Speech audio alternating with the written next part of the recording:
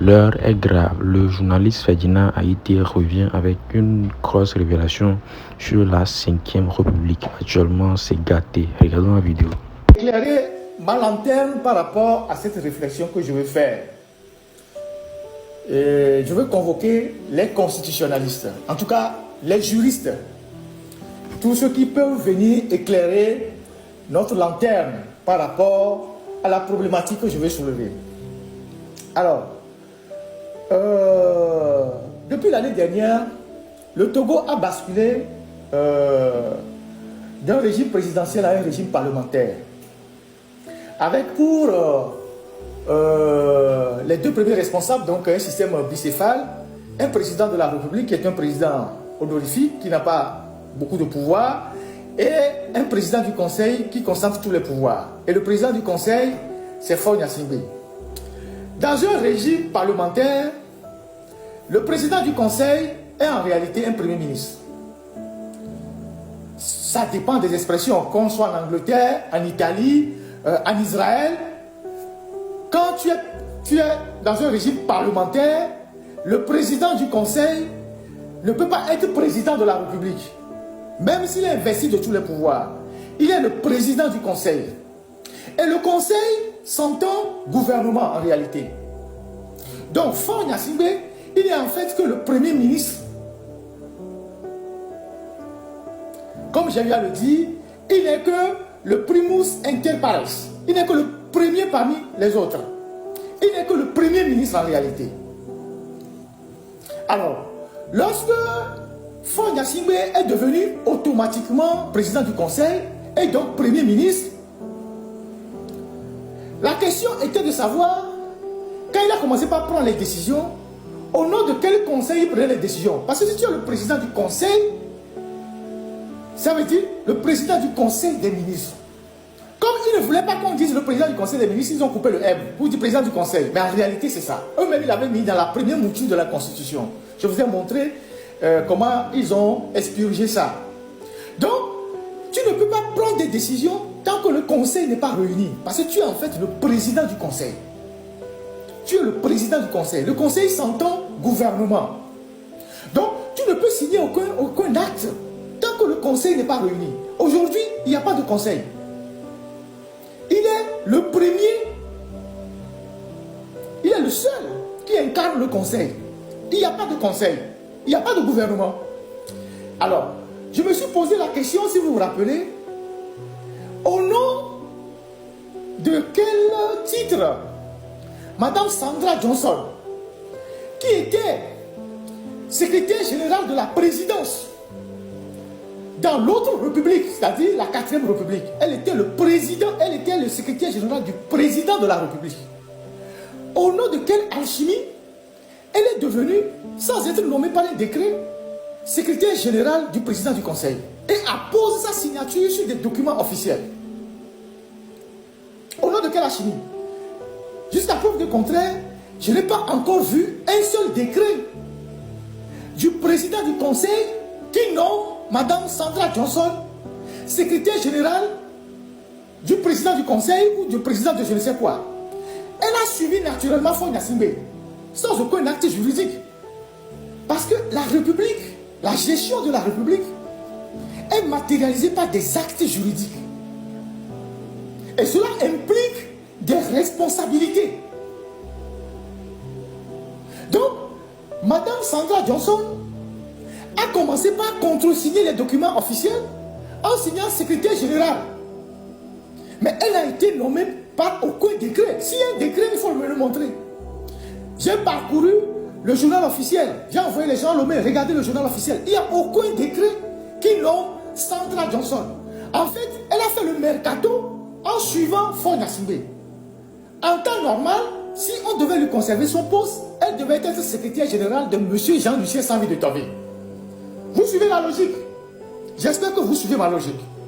En temps normal, si elle doit garder son poste de secrétaire général du président, elle ne devait être que secrétaire général de Jean-Lucien Sanvi de Tové, qui est le nouveau président de la République. Alors, donc déjà, avec le poste de Madame Sandra Johnson, il y a un gros souci de violation de leur propre constitution. Maintenant, plus grave, Faure va nommer Stanislas Bamouni Baba, secrétaire général du gouvernement. Mais attendez, le gouvernement c'est le conseil, dont Faure est le président. Le gouvernement c'est le conseil, dont Faure Gnassingbé est le président. Faure Gnassingbé, en fait, il est le premier ministre du conseil des ministres. Donc, on se retrouve avec deux individus. Donc, Sandra Johnson, qui a posé sa signature sur les documents officiels, et maintenant Stanislas Bamouni Baba, qui devient le secrétaire général du gouvernement. Donc, l'un doit sauter. Ou soit, Sandra Johnson devient secrétaire particulière de Faure Gnassingbé. À ce titre, elle ne signe aucun document. Elle n'a posé sa signature sur aucun document.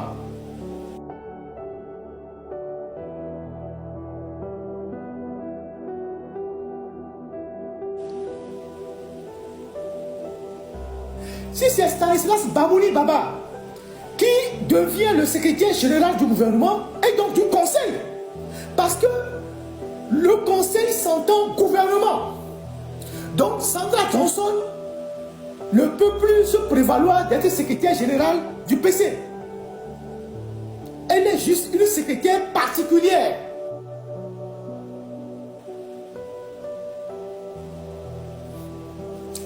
J'ai posé la question sur ma page Facebook la dernière fois. Ça n'a pas suscité beaucoup de débats. Mais il y a un compatriote, Paco Mugué, c'est pas Paco Madjouvi, hein, Paco Mugué, qui m'a envoyé une réflexion dans les commentaires que j'ai trouvé assez intéressant. Voilà ce qu'il dit. Je lis la réflexion avec vous. Salut au passage, M. Paco Mugué. Nous tendons doucement vers ce que je redoutais. Je le disais entre-temps. Il y a derrière le refus d'appeler le premier ministre de ce régime président du Conseil des ministres, mais uniquement président du Conseil, une stratégie ou du moins une approche du système qui est difficilement défendable. C'est l'idée qu'il y aurait d'un côté le gouvernement et de l'autre le Conseil. Ce qui est totalement faux. Le gouvernement, c'est le Conseil. Le Conseil, c'est le gouvernement. Et le premier responsable, c'est Faure Gnassingbé. Donc, c'est l'idée qu'il y aurait d'un côté le gouvernement et de l'autre le Conseil. Ainsi, Faure Gnassingbé, qu'il refuse de considérer comme premier ministre, alors qu'il n'en est qu'un parmi bien d'autres, mais le premier parmi tous serait président du Conseil. Comme si ce dernier est vraiment différent du gouvernement. D'où la nomination d'un SG du gouvernement à part et d'un SG de la présidence du Conseil entièrement à part. Je convoque les juristes. J'ai fait quelques années de droit pour ma propre gouverne, mais je vous convoque, vous les experts, vous les sachants. Moi, je n'aime pas me déclarer expert d'un domaine dont je n'ai pas l'expertise. C'est vous les juristes, même si je connais les b.a.-ba du droit. Donc, je vous convoque les constitutionnalistes. Venez nous expliquer. Donc, d'où la nomination d'un secrétaire général à part et d'un secrétaire général de la présidence du Conseil entièrement à part.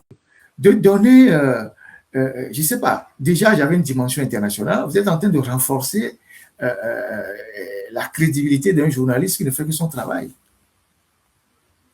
Donc, si je ne vous dérange pas, vous ne dépenserez pas autant d'argent pour venir me traquer là où je suis. Vous avez fait déjà beaucoup à Lomé, vous faites des trucs là-bas que je ne veux pas énumérer dans mes lives, ça je le gère. Mais le reste, ne vous inquiétez pas. Hein. Donc, voilà. Donc, je voulais dire aux Togolais, restez tranquilles. Soyons solidaires, multiplions notre pression. La pression, Faure aujourd'hui, c'est quelqu'un qui se cherche. Lui-même, il sait que ça peut basculer à tout moment. Donc, c'est pour ça qu'il change les gens, il change les soldats comme il change les slips et tout ça. Il pense que c'est en les changeant qu'il règle le problème. Non, il ne règle pas le problème. Ce qui va arriver, va arriver. Ce qui va arriver, va arriver. Le système que vous voyez là, il est en fin de règne. Il est en train de se délicter. Il est en train de se délicter de l'intérieur. Et il va s'effondrer. qu'on ne le veuille ou pas. Et c'est cette perspective d'effondrement qui inquiète Faure Gnassingbé. C'est pour ça qu'il devient, c'est comme quand on chante, ou bien quand on chante, on dit, tu tiens la corde se casse, tu tiens l'arbre s'effrite. C'est quelque chose comme ça qui est en train d'arriver. Parce que justement, il est en fin d'oreille. Quand même 21 ans, 22 ans. Il n'a pas fait grand-chose. Hein? Là où les autres ont les bilans, lui, il n'a aucun bilan. Donc, il est indéfendable de partout. Il ne peut pas aujourd'hui se frapper la poitrine pour dire, bon, j'ai fait ça, j'ai véritablement fait ça, j'ai fait quelque chose vraiment d'extraordinaire pour mon peuple. Rien du tout.